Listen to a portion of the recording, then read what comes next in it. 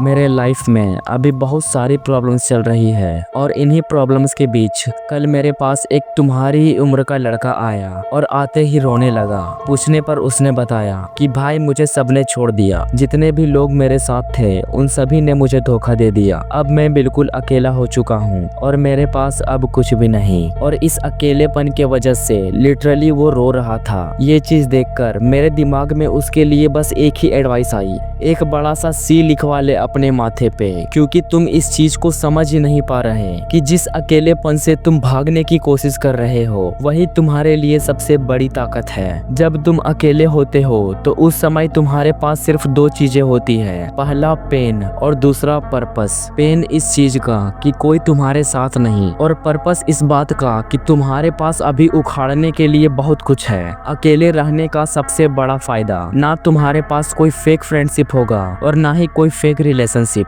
बस एक शांत मन और तुम्हारी बॉडी।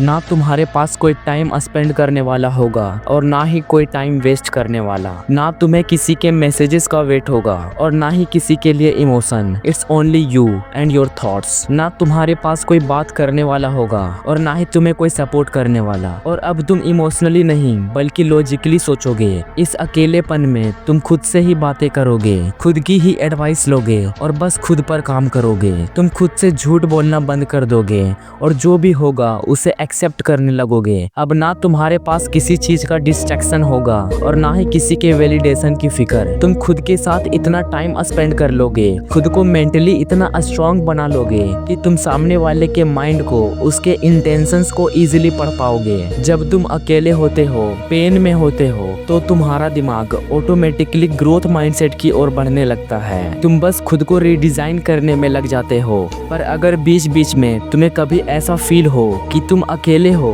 तो इस बात को याद रखना कि अगर आज तुम अकेले हो देन इसका मतलब है कि तुमने आज तक अपनी जिंदगी में कुछ नहीं उखाड़ा।